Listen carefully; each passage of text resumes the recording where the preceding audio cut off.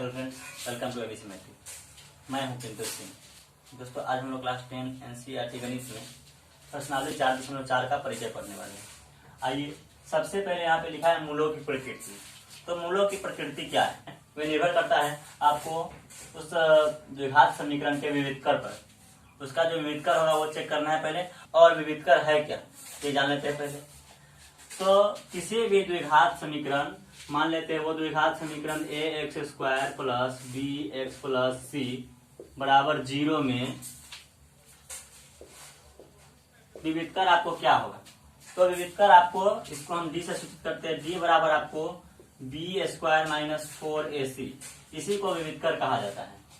यही जो है किसी भी द्विघात समीकरण का विविधकर कहा जाता है। यही हमारा जो है, अगर पॉजिटिव आया या फिर 0 के बराबर आया तो हमारा जो है वास्तविक मूल निकलेंगे, यानी मूलों की प्रकृति जो है वो आपको वास्तविक होगी।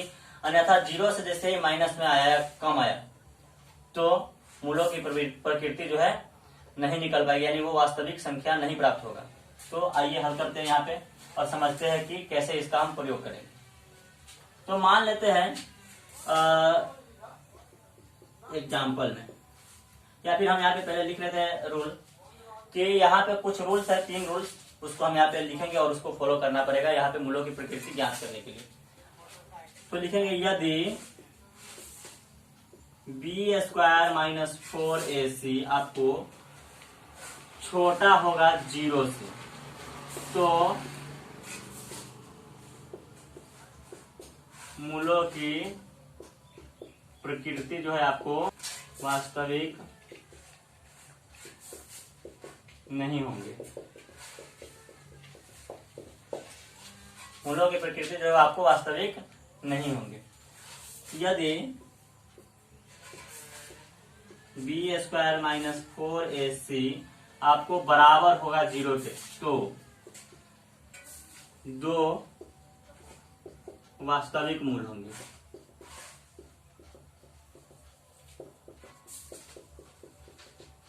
और वे दोनों बराबर होंगे।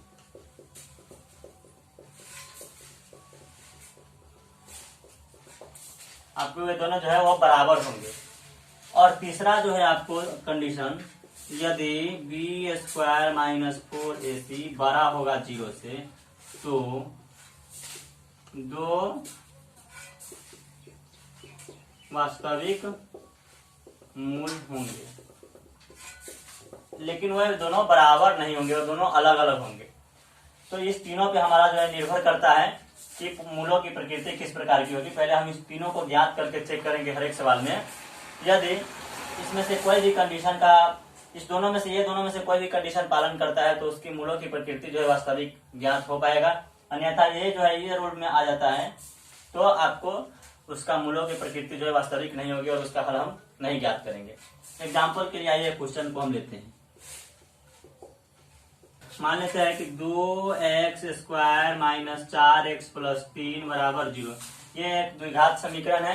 अब इसका हम चेक करते हैं पहले मूलों की प्रकृति, यानी पहले ये जो चेक करते हैं डी बराबर, यानी विविधकर। विविधकर इसका जो है हमको पॉजिटिव आता है कि नेगेटिव आता है। यदि विविधकर हमारा नेगेटिव आएगा तो इस पे मूलों की प्रकृति जो है नहीं हम निकाल पाएंगे, यानी 2 मूल जो है ज्ञात नहीं कर पाएंगे, यानी वास्तविक वो नहीं होंगे। तो आइए पहले हम चेक क्या करेंगे, विविधकर बराबर, यानी d बराबर बी स्क्वायर माइनस 4ac।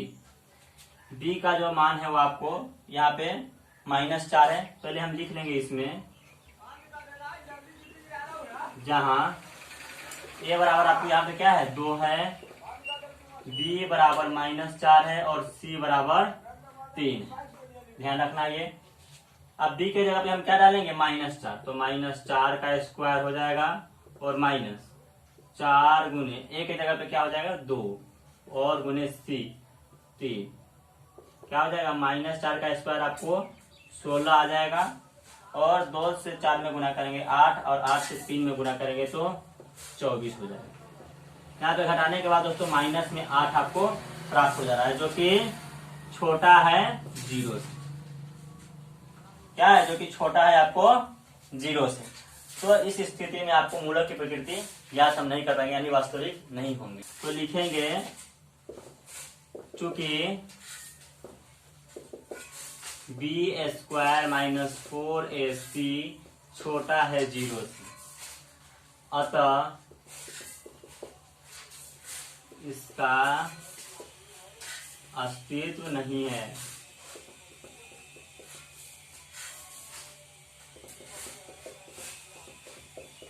और इसका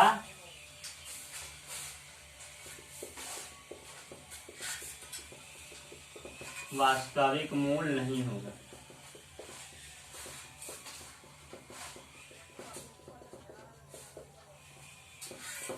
तो दोस्तों इस प्रकार से इसका आंसर यहीं पे रह जाएगा, इसके आगे हम इसको सॉल्व नहीं कर पाएंगे।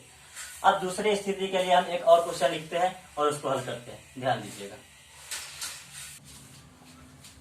इसको साफ करते हैं पहले बोर्ड को, दूसरी क्वेश्चन के लिए।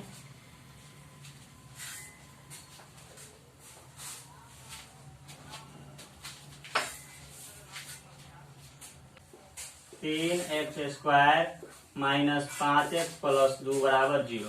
मानते हैं कि यह क्वेश्चन है। अब इस क्वेश्चन का जो है द्विघात समीकरण का हम हल पहले ज्ञात करके देखते हैं। b² माइनस 4ac यानी विविध कर हम ज्ञात करके देखते हैं कि क्या आता है। तो लिखेंगे यहाँ पे a बराबर जो दिया है वो आपको 3 है, b बराबर माइनस 5 है एंड c बराबर 2 है। विविध कर d बराबर हम चेक करते हैं कि क्या आता है, b² माइनस 4ac यानी b का जो मान है वो माइनस 5 है, तो माइनस 5 का स्क्वायर हो जाएगा और माइनस 4 गुने a का जो मान है वो 3 है और c 2 है।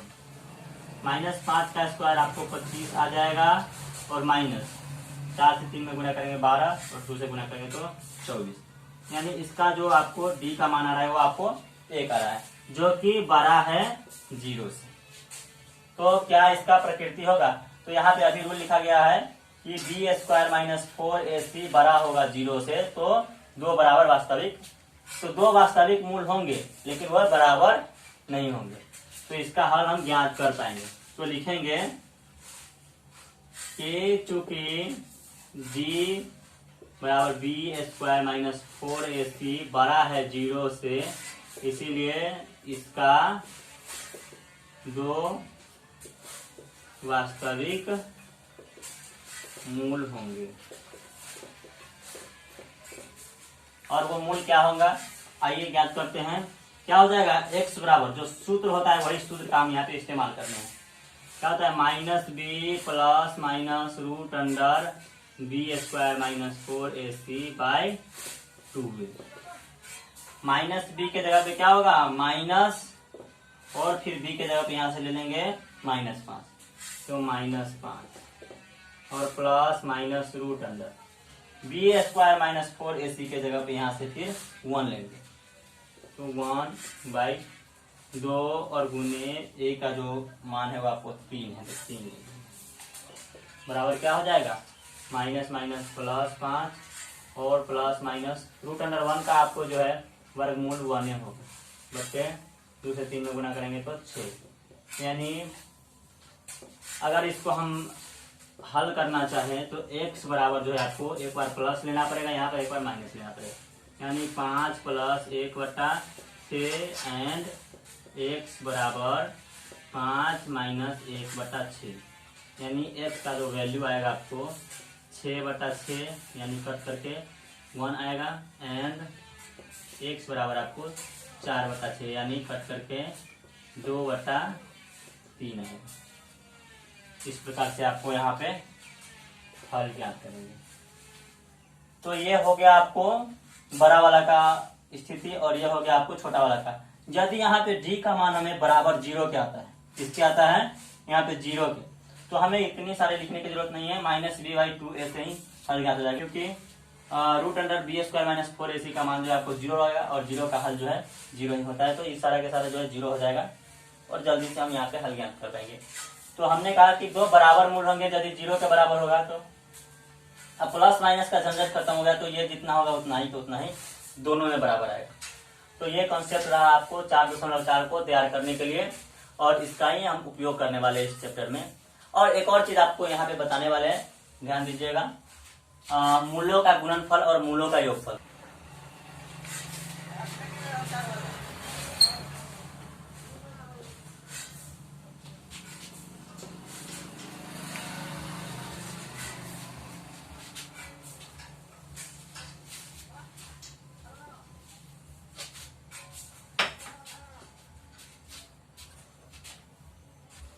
तो कभी कभी आपको मूलों का योगफल या कभी कभी मूलों का आपको गुणनफल ज्ञात करने के लिए कहा जाता है।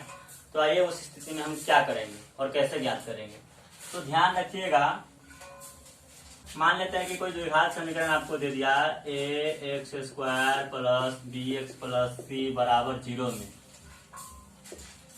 आपको से पूछता है कभी मूलों का योगफल बराबर, तो क्या आप लिखिएगा, यानी -b/a, ये आपको मूलों का योगफल होता है, ये आप ध्यान रखिएगा।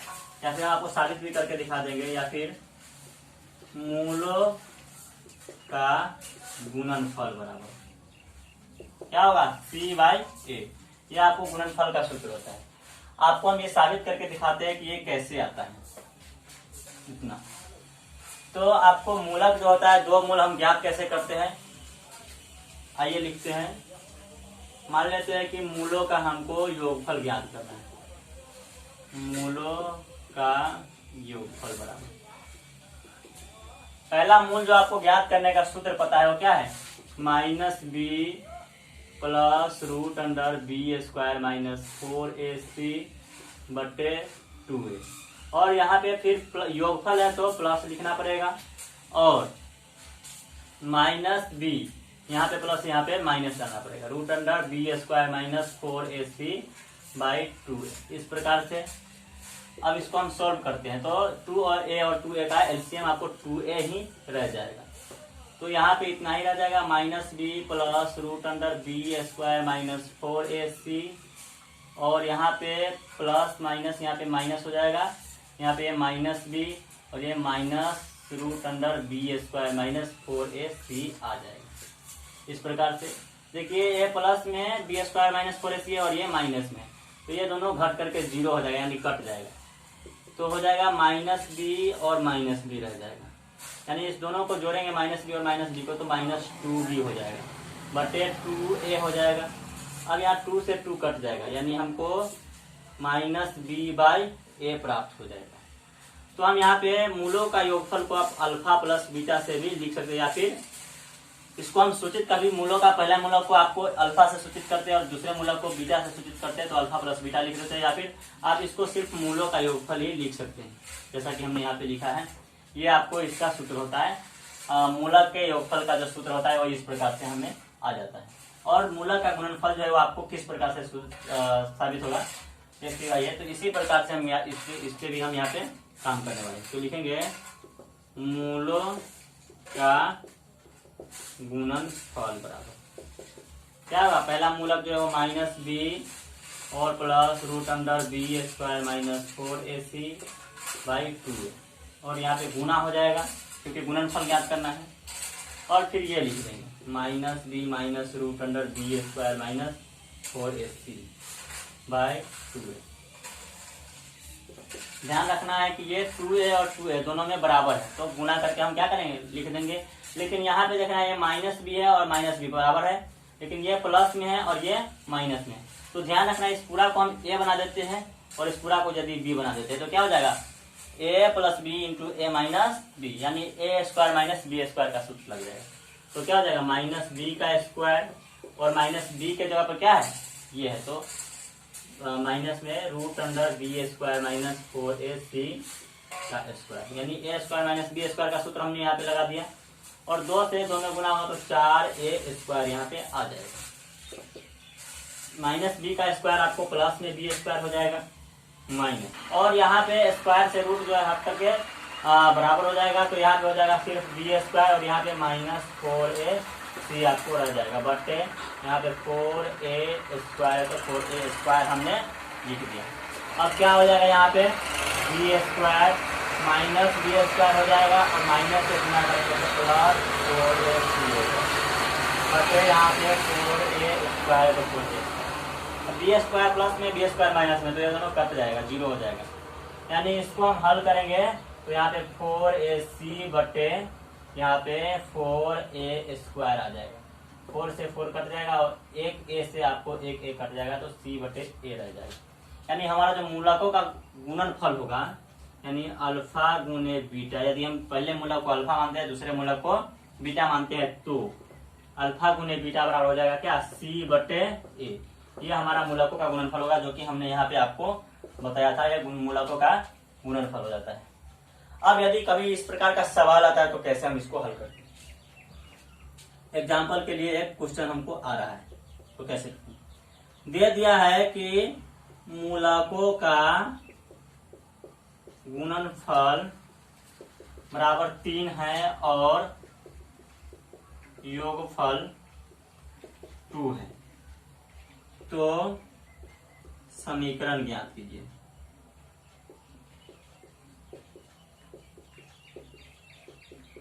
इस प्रकार से कभी कभी आपको दे दिया जाता है ऑब्जेक्टिव क्वेश्चन के अंदर। तो आइए हम इसको ज्ञात करते हैं। तो आप सबको पता है कि अल्फा प्लस बीटा बराबर क्या होता है, यहाँ पे हमने आपको सूत्र में ही बताया है माइनस बी बाई ए, तो माइनस बी बाई ए, और इसके बराबर में क्या दिया है आपको, योगफल 2 दिया है, तो हम लिख देंगे 2, और बटे में कुछ नहीं दिया है तो 1 दिया है ना। अब चलिए अल्फा गुने बीटा बराबर आपको क्या दिया है, गुणनफल 3 दिया है, और होता क्या है सी बाई ए, तो सी बाई ए क्या दिया है 3, और बटे में कुछ नहीं दिया तो 1। अब यहाँ पे b का मान क्या हो जाएगा दोस्तों, ये माइनस में चला जाएगा, तो यहाँ पे हमें क्या प्राप्त हो रहा है, a बराबर हर हाल में 1 प्राप्त हो रहा है, b बराबर हमको -2 प्राप्त हो रहा है, और c बराबर हमको क्या प्राप्त हो रहा है 3, तो 3 लिख दिया। तो इस प्रकार से हमें प्राप्त हो गया, यानी जो समीकरण तैयार होगा ax² plus bx plus c बराबर 0 से, तो वो हो जाएगा a के जगह पे क्या डाल देंगे 1, यानी x² ही रह जाएगा, और प्लस b के जगह पर क्या हो जाएगा माइनस में 2, यानी -2x हो जाएगा, -2x, और प्लस c के जगह पे क्या हो जाएगा 3, यानी 3 बराबर 0। इस प्रकार से हमें द्विघात समीकरण तैयार हो जाएगा।